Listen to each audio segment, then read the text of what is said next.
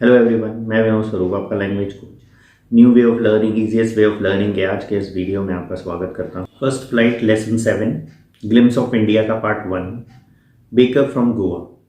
इसकी समरी को आज हम डिस्कस करेंगे। Let's start.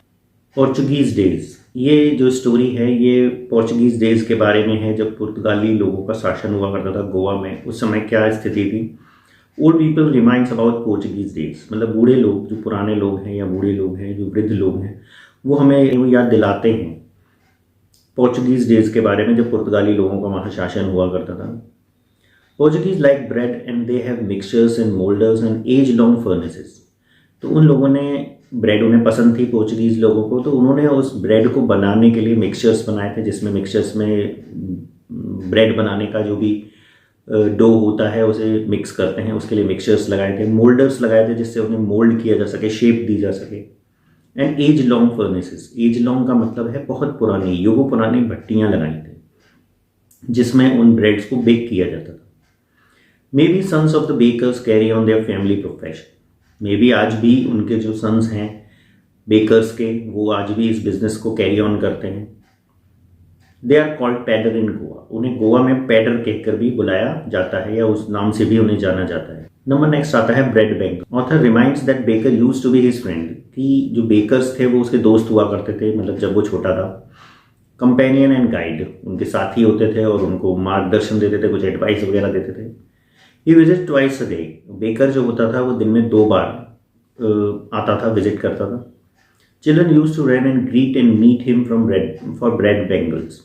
बच्चे उससे मिलने जाते थे दौड़ते हुए और ग्रीट करते थे, इस लालच में कि वो उन्हें ब्रेड बैंगल्स देगा।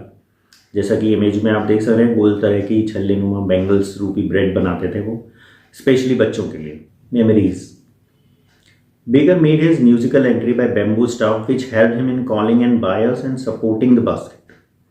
बेकर जो थे वो एक बैम्बू लेकर चलते थे जिसमें घुंघरू वगैरह बंधे होते थे, या वो जब भी उसे नॉइज़ करता था, जब भी उसे टकराते थे ज़मीन से तो झिंझिंग साउंड आती थी।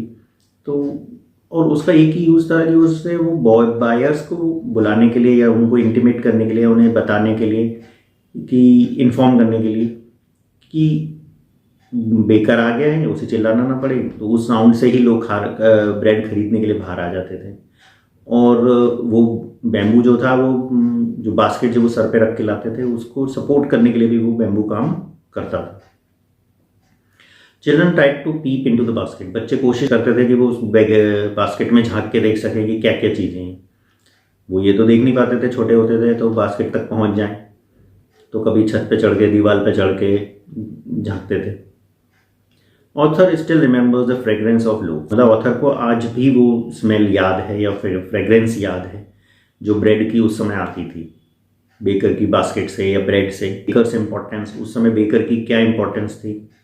Marriage gifts are meaningless without the sweet bread known as bol. जो स्वीट ब्रेड होती है, मीठी ब्रेड होती है, उसे बोल कहा जाता था। उसके बिना कोई भी मैरिज का सेंस नहीं बनता था। Lady of the house must prepare sandwiches for the occasion of daughter's engagement. मतलब उस समय ये प्रचलन था कि जिस दिन डॉटर की एंगेजमेंट है उस दिन मतलब डॉटर की जो मदर है वो सैंडविच बनाया करती थी।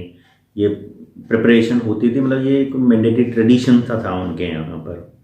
बेकर की ये इंपॉर्टेंस थी वहाँ। अब baker in a village is essential. तो इन सब चीज़ों को पूरा करने के लिए बेकर की इंपॉर्टेंस तो है ही, कि बेकर की विलेज में होना एसेंशियल है। हर गांव में एक बेकर होता ही होता था। नेक्स्ट आता है ड्रेस। बेकर की ड्रेस क्या होती थी। In those days baker had a dress known as कबाई। उनकी एक ड्रेस होती थी जिसे कबाई कहते हैं। It was like a long frock up to the knees, उनके घुटने तक आती थी, एक लंबी सी फ्रॉक की तरह होती थी वो dress.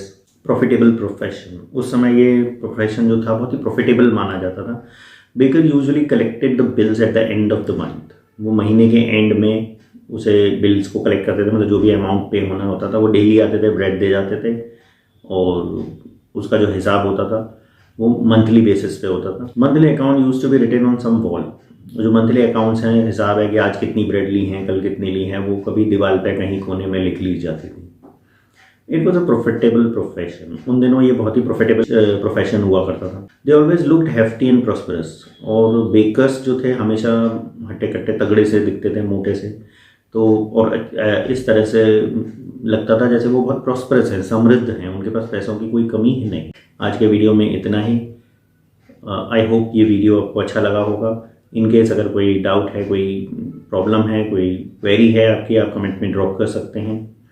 Keep learning, keep watching and don't forget to subscribe my channel. Thank you.